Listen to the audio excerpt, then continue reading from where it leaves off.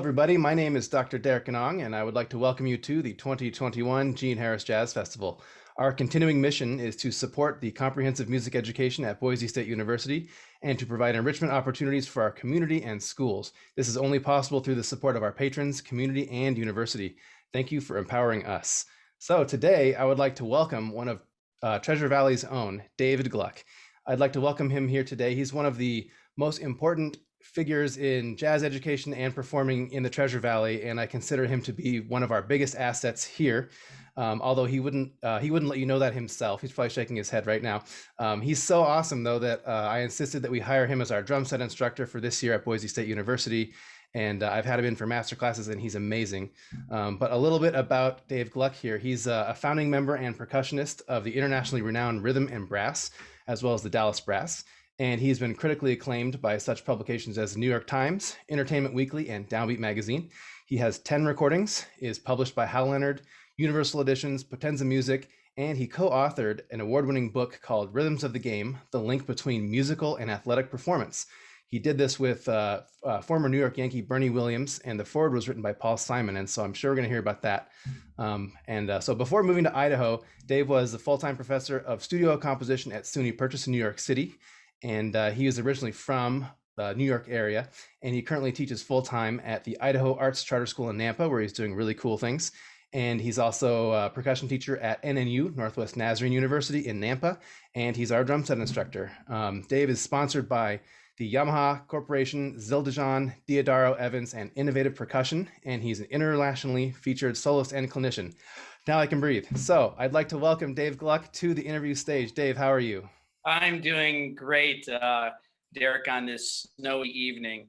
I know we're pre-recording this meeting and it might be shown, in a month or so, but it's nice to be inside our cozy homes, right? Absolutely, yeah. And for those of you watching, it's currently snowing outside and people are crashing their vehicles and all that good stuff. But we're safe and sound here. So yeah. Dave, I want to know a little bit about, I'm asking all of our artists this, but I want to know what sorts of things are you doing to stay busy during the pandemic, given that we don't have as many gigs, as many things to go out. We're just kind of chilling. What's up? Well, for me, it's all about capital PRACTISE, practice. I've had a lot of time to practice, so it's almost been a blessing in disguise. Maybe the reason why I've put myself behind the drum set is that it keeps me from putting myself in front of the refrigerator. But in all seriousness, I have practiced a lot during my off time, whenever that started about a year ago now. So like as a teacher, as you know, it's been a challenge, a good challenge. We've had to adapt. Gratifying at times, it's been gratifying at times, maybe lacking gratification, but then we have to adapt and be flexible and figure out how to feel like we're actually delivering, content. But as a performer, I have been practicing a lot, but it's made me sort of reevaluate what it means to practice. A lot of times, once you hit like a professional level, you practice for a certain occasion, you learn certain tunes. And as you know, we haven't had that opportunity this past year. So, I've tried to kind of turn it into almost like a spiritual practice. It's made, like I said, it's made me reevaluate my incentive to practice. And it's made me realize that it's all just about the process, about self-improvement. What would happen? Would I be practicing right now if I never played another gig or show? That's a little daunting to think about, but the past 12 months, like I said, it's made me reevaluate why we do what we do. And I think we know why we do what we do. We love to communicate with people, to share our relationship with music, to interact. So now that we haven't had so much of a chance to do that, it's made me realize if there are other reasons to do it, what are those? And I've had to remind myself that it's about the process, about self-empowerment. Mm-hmm. Yeah, I think you hit the nail on the head with that, where, would you be practicing if there was never another gig to be playing, and I know that you teach a lot of young students. And so, you sort of gave us the perspective on the professional, like, we practice for the occasion, now there's no occasion. So what are some tactics you've used or suggestions for younger players who they're not yet at the professional level and they're still practicing and trying to improve, and their main outlet has been to play in their music class or their band class and to play their concert or go to the festival. What sorts of suggestions or tactics are you using now to help motivate those types of students? We've been introduced to different software programs. One that we've been using is called Soundtrap. And I know that you at BSU have been doing a lot of, online piecing pieces together. What I tell students is that, it's not going to be like this forever. And it's changing right now as we speak. But I think that the skill sets that they've had to do and that we've sort of delivered to them because we've been told to keep them engaged and everything, these are like really practical skill sets that they're going to need if they're going to pursue music, in the future. The internet, websites, collaborating online. Yes, it's not as gratifying, or it's just different than performing a live concert in front of people. But I tell the kids, it's like, you need to have this skill. You can actually make really beautiful music, where you might at the time feel isolated in your bedroom, in your basement, wherever you have your laptop and you're recording yourself, but the end product can really surprise you in a very cool way. That's awesome. Yeah, well, I'm familiar with Soundtrap as well, and I know that with the group, the big group that you run at Idaho Arts, the Global Beats. I know that you guys put out a really cool video, and to be quite frank, you're doing stuff that like huge universities aren't doing. And like I think it begs another question. It's sort of like, why, if we're doing things now that are giving our students practical skills, and things that are going to help them with their musical careers, what was keeping us from doing that before? Ah, well, I don't want to Curveball. jump ahead because you gave me a couple bullet points to look at about things like growing up as a student, as a child, and going to high school and then going to college, and looking back and thinking about maybe some voids in my education. And this is touching upon that, you know, um, incorporating technology. Even back then, for me, it was the 80s and the 90s.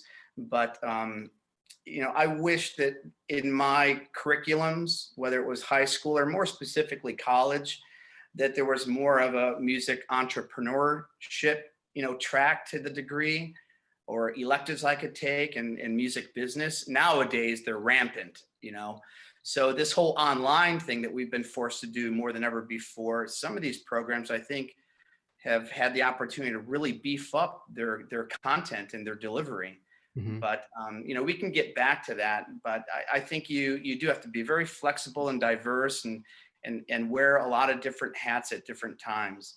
And if you want to look at this situation as a glass half full instead of half empty, then this is what's happening. It's requiring our students to dig deeper into the technological possibilities of the music industry. Mhm. Yeah, so tell me a little bit about, we're talking about education now, and so you taught at SUNY Purchase for a while, and you were doing studio composition up there. So tell me a little bit about that experience, and sort of ways you were helping your students, and what the curriculum was kind of like, and how did that kind of contribute to where you are now as an artist? Yeah, so for 13 years, about 2000 to 2013, I was a full-time professor at the State University of New York, Purchase College, which is about 30 miles north of New York City in Westchester County, New York. I actually received my master's degree there a little bit later on in my formative years. I was in my very early 30s, and I decided to go back to school for various reasons to get actually I got a master's of fine arts, which is not that common, I think, in in graduate degrees in music. But that's just what happened. Um, and while I was there, I was doing some touring. But while the other professors were touring, they realized that I had, just because of my experience and my age, that I could kind of fill in for them and sub. And I did that more and more. And then, there became an opening in the studio composition program.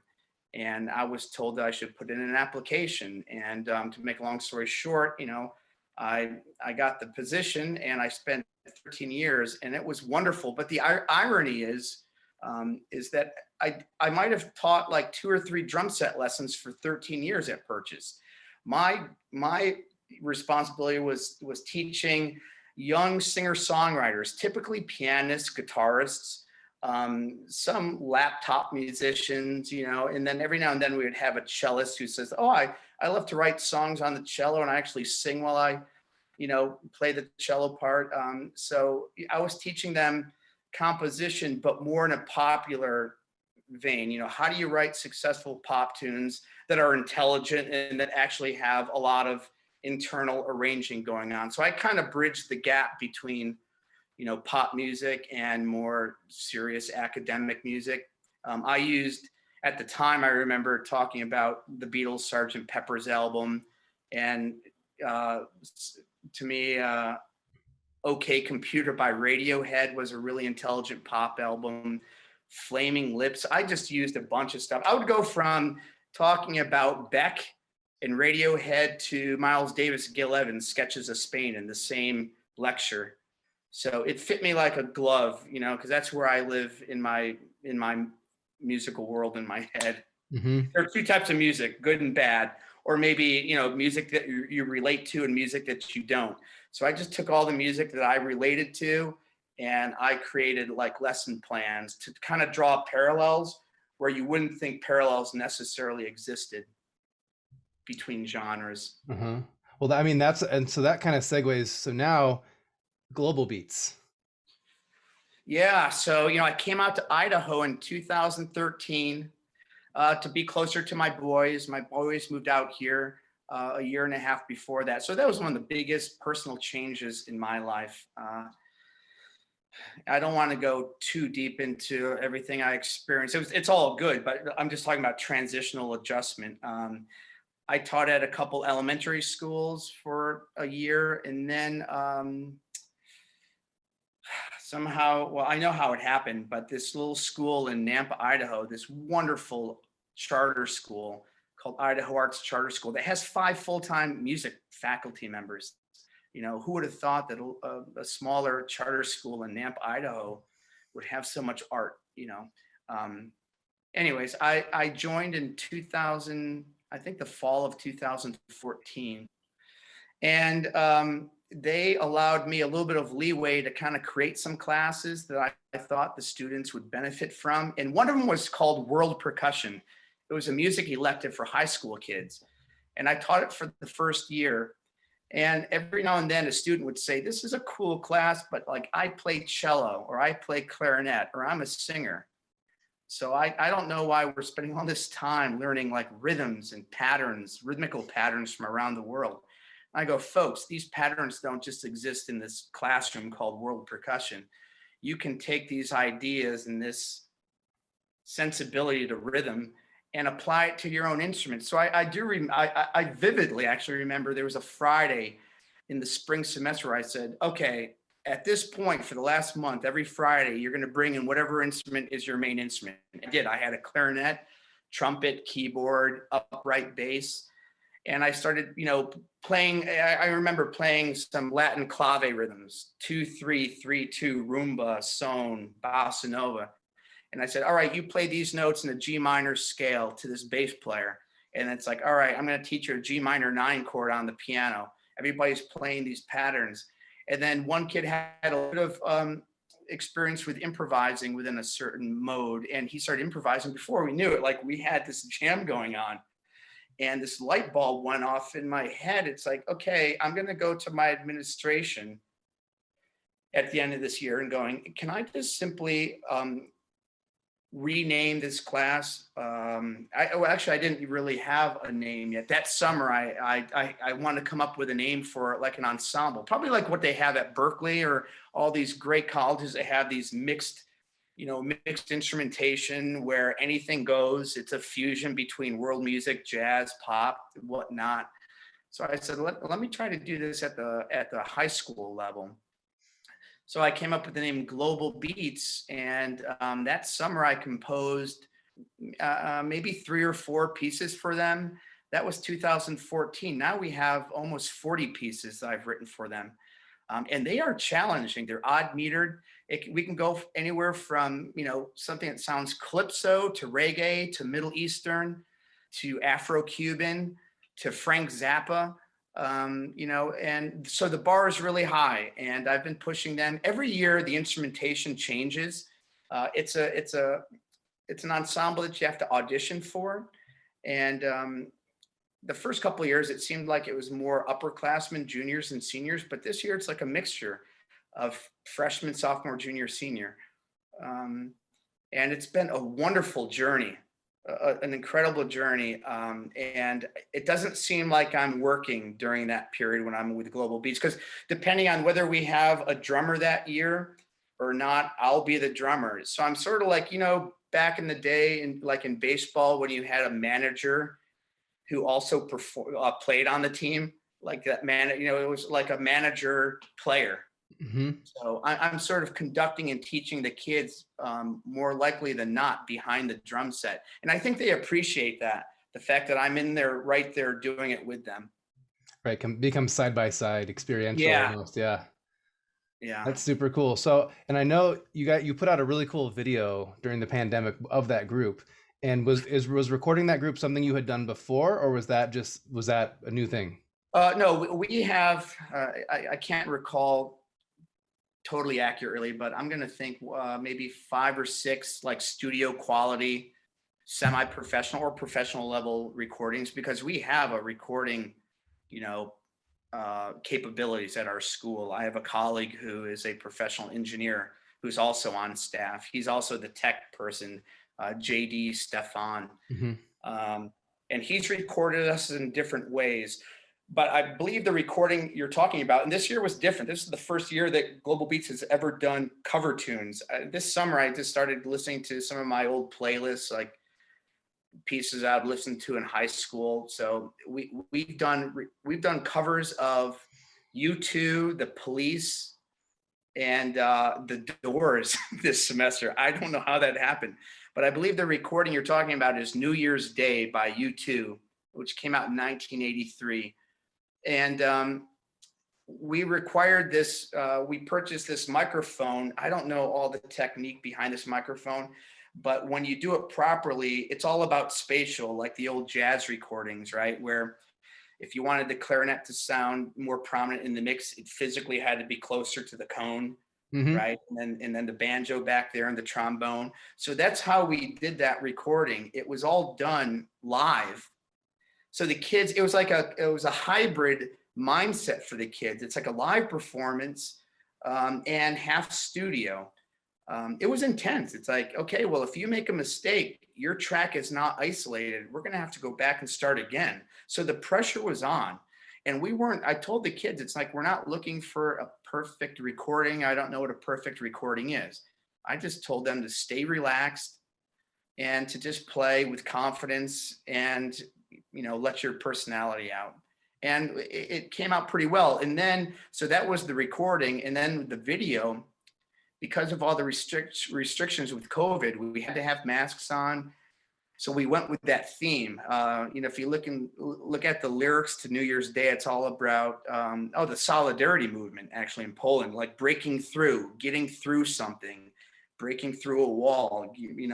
We're like, all right, we got masks on. We're gonna kind of make this edgy and dark, and we transformed my classroom into a pseudo video recording studio with canvases and strobe lights and black lights. And we just did it, to keep the kids engaged, to go, look, even with all these restrictions during this time, we can still pull together and make art.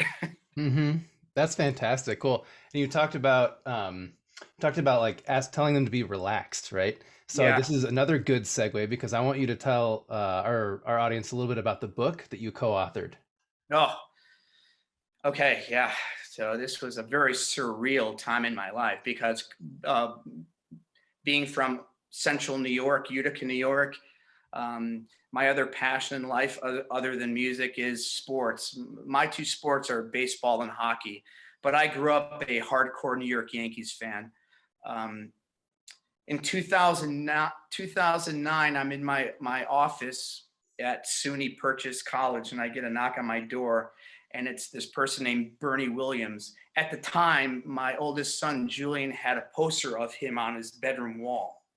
Bernie Williams played with the Yankees for almost 15 years.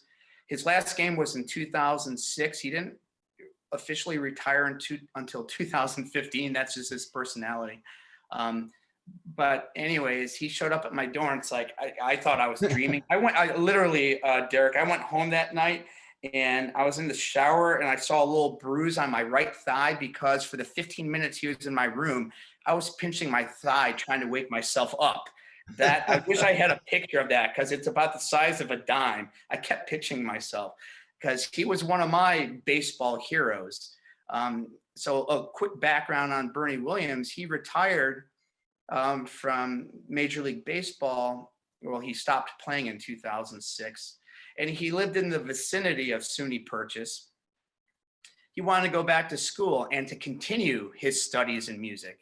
So his background was that he grew up in Puerto Rico, and he went to a charter or a private school that was arts focused. His mother was a principal, very academic oriented, very arts oriented, but he was very athletic too. I think he could have gotten a scholarship in track. And his mother and father allowed him to do track and baseball on the weekends only after all of his practice and studying was done. So he wanted to come back to school and study composition. He's a fantastic jazz guitar player, but he wanted to learn how to, write his music down and learn how to arrange his ideas for other instruments. So to make a long story short, he was one of my private students for at least 2 semesters, if not 3, I forget. But we ended up writing a book. How that happened was I'm telling you, I didn't tell my administration at the time, but I canceled like at least 1 or 2 of my private lessons after him whenever he showed up, because I wanted to keep him in the room to just talk, about his life as a, first class professional athlete. And I had so many questions to ask him, but, organically, we just started talking about performance, whether you're on a concert stage or up to bat in a baseball stadium or on a football stadium, it didn't matter. It's like the mindset that you're in to perform at your best. So I started a journal for a couple of months, and I had 15, 20 pages filled with really interesting comments that he had about the parallel between being an athlete and being a musician, the mental side of it. And we could talk about, obviously, as a drummer, being a drummer is somewhat athletic. We are using muscles, but I've always considered musicians to be like small muscle athletes. Whereas if you're a football player or soccer or baseball, you're using your whole body. Drums are sort of in between. But what he said was the whole mental preparation aspect of his training as a professional athlete came from his experience growing up playing music. And I thought that was really phenomenal. And I realized that we might have enough material to write, a short book drawing this parallel between musical and athletic performance. And I just so happen to have a copy of it here, Rhythms of the Game, the link between musical and athletic performance. Bernie Williams, that's me, Dave Gluck, and Bob Thompson was my dean at the time. He was also a trumpet player who went to Eastman School of Music and was in rhythm and brass for a short amount of time. And believe it or not, forward written by Paul Simon, as in Simon and Garfunkel. So Paul Simon was or maybe still is, a huge New York Yankee fan. And through the connections we obtained through Bernie and his manager, we were able to contact Paul Simon. And I was told that he had never written a foreword to a book until this book. And I got to go to his his Times Square office for about 45 minutes and sit down with him and talk to him about this connection. And then he started talking about John Lennon, Paul McCartney, and Bob Dylan and Joni Mitchell in first name basis. And I was like, I almost passed out. I might have passed out. So everyone who's listening, there's no reason not to buy that book. You see those names on the front? Well, you know, and I got to have wonderful conversations with both athletes and musicians and psychologists, people like Barry Green, who wrote Inner Game of Music, and Tim Galloway, The Inner Game of Tennis. I got to meet people like, you know, Yogi Berra, and I met Yogi Berra. I had conversations with Cal Ripken, and then like some of my drumming heroes like Dave Weckl, Kenny Aronoff. We did research, you know, and tried to seek out all these people, whether they're musicians or athletes, but maybe had some experience in the other world. And could they provide any sort of insight in regards to like, how do you culture, you know, or nurture the right type of mindset to perform at your best potential? Well, that's awesome. Yeah, I can't believe I haven't read it. I've known that you've written this book because you told me about it, but I need to go and get this myself. Yeah, I can get you a copy. You can get it on Amazon. It's an easy read. You know, you can read it depending how quickly you read. But I mean, it's one of those reads where it's, you know, only, you know, just slightly less than 200 pages, but every page there's something that you can ponder. Mm-hmm. And what blew my mind was this is a photo of my office at SUNY Purchase. That's me with my 3 boys and Bernie. And just before this picture was taken, Julian, my oldest boy, was in Little League at the time. And I told him to bring a baseball bat just in case Bernie would be willing to do the following. I said, Bernie, could you give my son like a 30-second batting lesson? So I have another photo that I can't find right now. Actually, I know where it is. It'd just be too long to get it. I have a photo of like my son, Julian, swinging a little aluminum bat, and like Bernie's holding his hips to show where his weight shift should be. And I'm going, wait, in 1998, Bernie Williams was the Major League batting champion. And he's in my office giving my son a batting tip. I'm going, this is awesome. That's fantastic. Wow. Yeah, that's totally amazing. And I can't believe that I lived in Idaho for a year and knew you for a year before I realized that before you told me that you wrote this book. I remember you were doing a master class for the jazz tech class, and we're just talking afterwards, and I was like, wait, you did what? Yeah, well, we certainly did not reinvent the wheel. We just like took all of this information that's already been out there about the investigation of like, you know, performance mindset. But our take on it was, wow, here we have this person, Bernie Williams, who is completely successful at both. And can this person, you know, talk about and reveal the fact that in his own mind, he draws parallels and one benefits the other. So if you could, for our listeners, if you could like pull out one little statement about, you know, how about something that's similar between performing and athletics to be successful, what would you say? Oh, geez, just one thing. It doesn't have to be everything. That was one of the bullet points you gave me. I know, right? You know, one thing that I realized as a performer that I could learn from Bernie is think about being a musical performer. We're on stage, whether you're in front of 5 people, 50, 500, or 5,000. Hopefully those people are out there to enjoy themselves and to support you sort of, you know, spiritually, because they want to enjoy themselves. Still, we can get nervous even though we're prepared for it. It's just like good old fashioned stage fright, which we all have to varying degrees. And then I'm going, holy cow, this guy, you know, Bernie Williams, if he goes to Fenway Park in Boston, it's like playing a concerto at home plate, but the 50,000 people in the stadium are booing you. Where is your mindset? You know, it's like, I can learn from this. Yes. You know, and One thing just off the top of my mind, I think one thing that I talk about in the book is practicing to perform. A lot of times, I think high school and college students, in normal times, which we'll get back to, you go into practice room, practice for an hour, 2 or 3. It's like an ideal situation. You're in a little room, quiet, make sure the lighting's fine. There's no distractions. I think there's a point while you're preparing for a performance, a recital, a gig, a concert. And I started doing this with some of my studio comp majors when they were getting ready to perform their live, their original music in front of a live audience for a recital or a repertoire class. It's like, are you ready? It's like, I know this piece. It's like, yeah, you know it in the environment that you know it, but you have to practice performing now.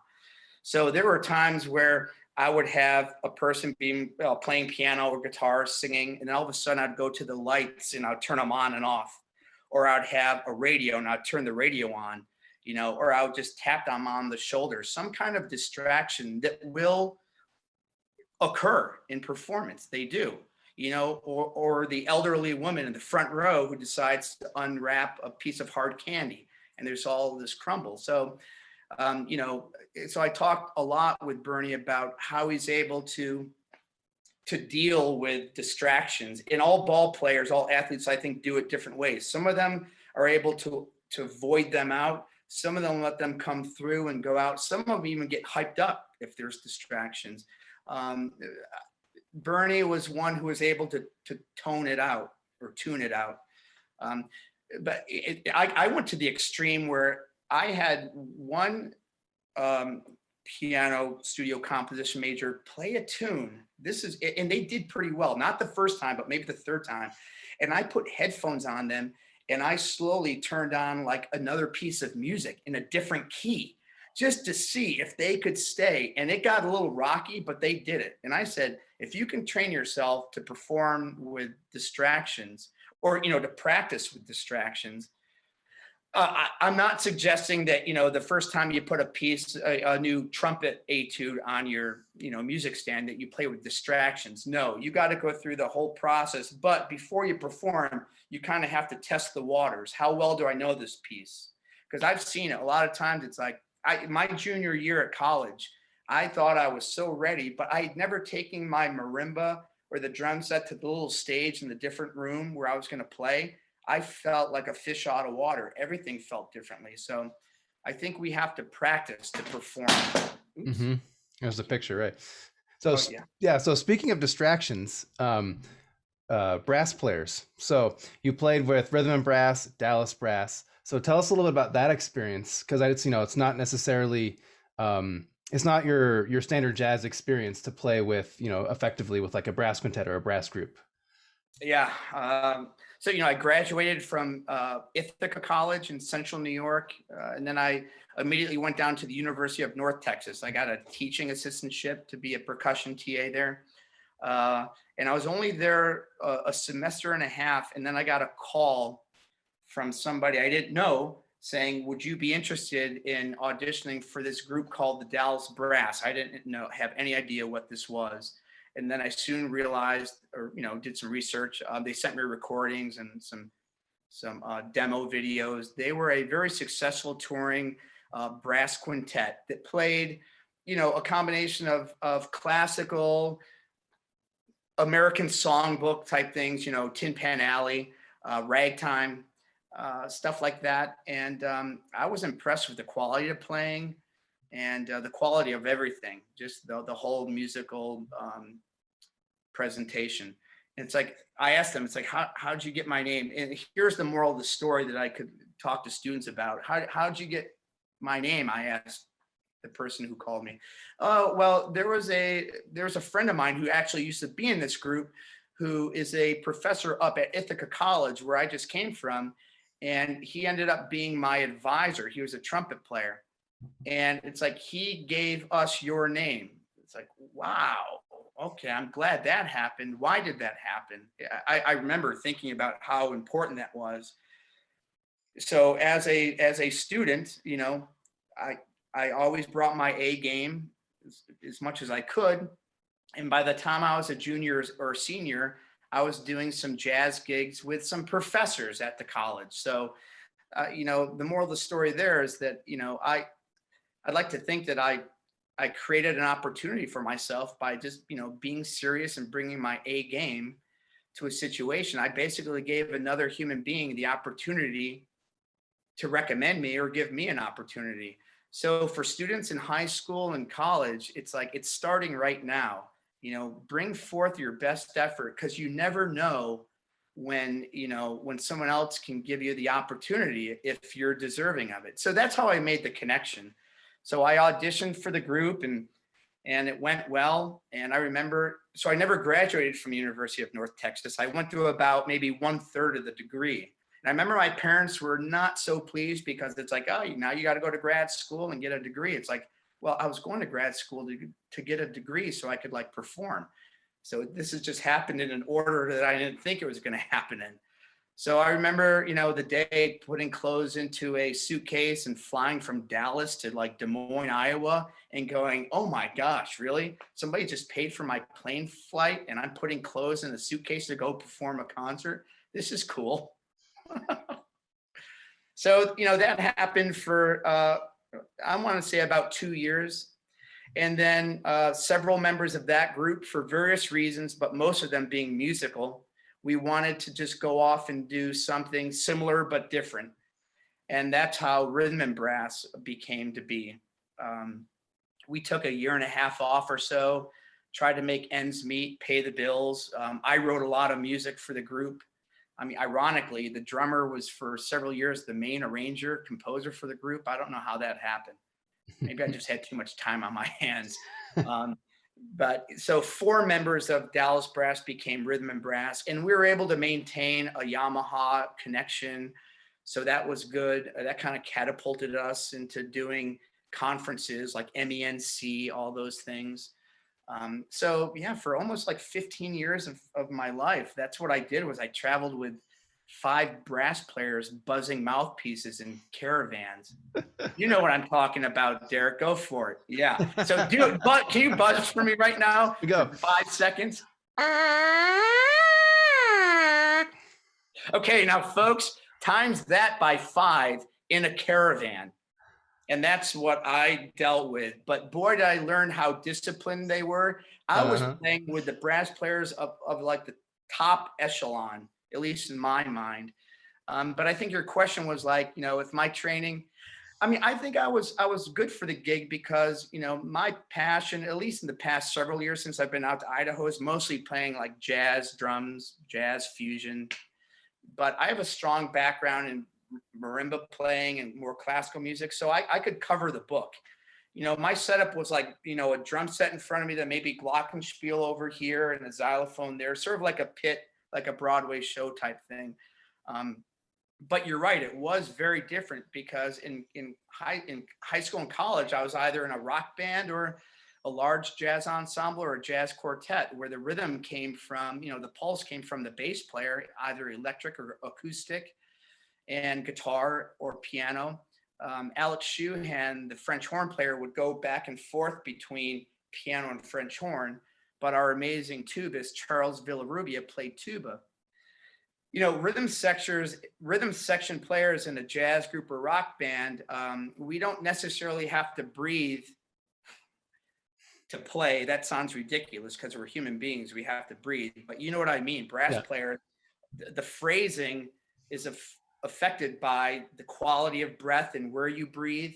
So to tell you the truth, there were times at the beginning where everything for me, if you weren't playing metronomically perfect all the time, you were not a good musician. Depending on the style of music, sometimes that's important. If you're in the studio or if you're in Soundtrap, and you have a click track, yes, but you can make really groovy music, whatever style it is, whether it's Bach, Shostakovich, John Coltrane, Duke Ellington, or the Beatles, but the music can breathe.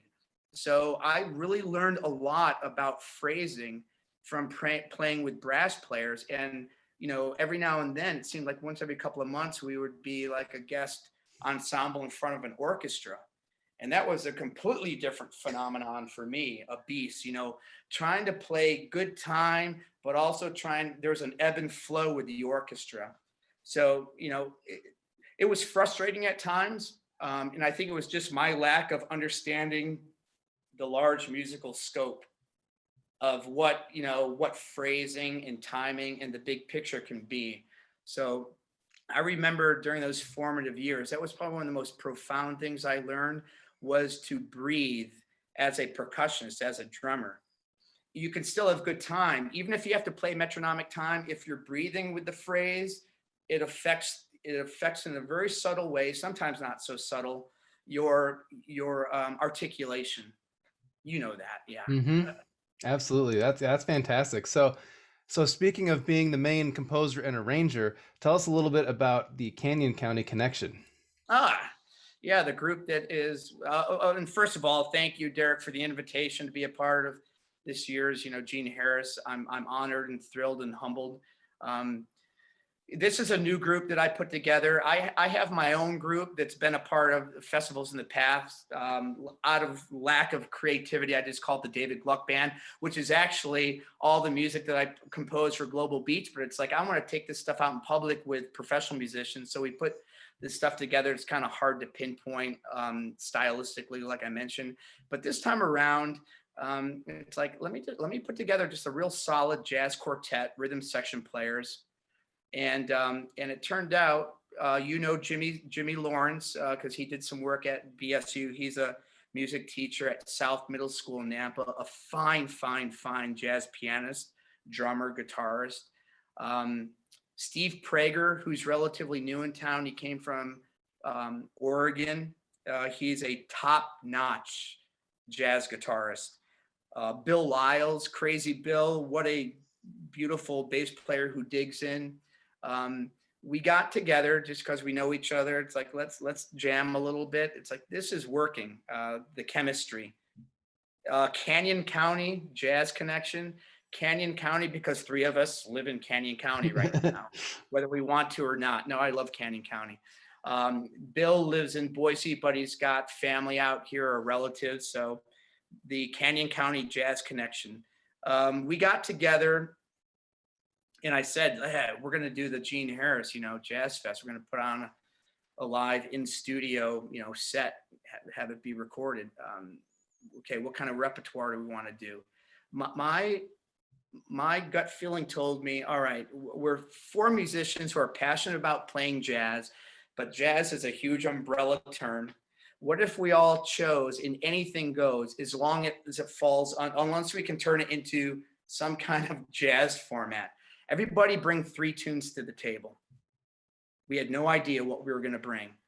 I brought Resolution, John Coltrane. I brought Turnaround, Ornette Coleman Blues, Yeah. and then a more modern, sort of open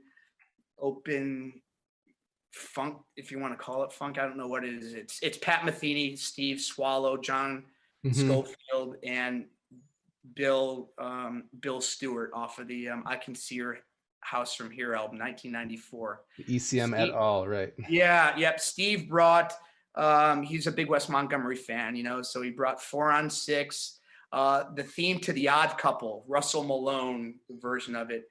Bill brought Nardis, Stolen Moments. Jimmy brought like an Afro-Cuban Latin piece. So we got this, kind of eclectic mix, but just all falls under the umbrella of jazz, postmodern, some classic jazz, some swing. It works. So that's our starting point. So now we're going to continue and we're going to go another round. Let's all bring in 3 tunes of our own. It can be anything. I want to do some covers of some classic Steely Dan tunes just to do it, see what happens, but that's the openness to it. We can really bring in whatever we want. Awesome. So yeah, so I hope the listeners enjoy, what we play. Well, so, and given that you've already done the session, which is unlike most of the interviews that I've done so far, what's maybe one thing that you would suggest for some of our students listening to look out for or to listen for in the session? Yeah, jazz is all about communication between the performer and the audience, hopefully, but even more importantly, it's communication within the ensemble, whether it's a duet, trio, quartet, quintet. If it's a small group setting and you're playing a tune, like a head chart, and then people are improvising, I think what will be important for students is to internalize, to hear the melody continue during the solos, and then to try to hear an idea that occurs between the drummer and the pianist, or the guitarist and the bass player, like the movement, the migration of an idea. Because jazz, it is a different art form than other types of music. The fact that we have group improvisation, someone might have the lead there, you have the solo, but if you got guys comping behind him, you can always insert a small momentary idea that the soloist picks up on. I mean, Derek, you and I have played, and we're going to play together again soon. Hmm. And, and I look forward to doing that, because I get so many ideas from you. But I think that's what students could really pay attention to, is to try to hear how one musician is affected by another musician in a jazz setting. It can happen within a fraction of a second. Hmm. You know, Awesome. that's where the magic happens to me. Right. Right. That's where it really becomes a musical moment. Yeah. Yeah. Uh-huh. Yeah. Awesome. Well, Dave, I want to thank you so much. This has been a total blast talking with you and hearing you talk about these things in greater length. Normally, it's like 3 minutes while I help you load your drums in the car. We get to talk about this kind of stuff. So I kind of feel like, yeah, you're the Bernie Williams I'm hanging out with now. But anyways, He's yeah. a lot taller than I am, Derek. All right. He's a lot taller. It's on Zoom. Nobody knows. So That's right. I love Zoom. yeah, I'm so tall. there you go. Perfect. Well, so yeah, so Thanks. we're going to sign off, but make sure you check out Dave's concert, and he'll be doing master classes, and there's all kinds of other stuff going on this month. So without further ado, we're going to sign off with the interview and have fun listening to Dave's concert. Once again, thank you, Dave Gluck. Thank you, Derek.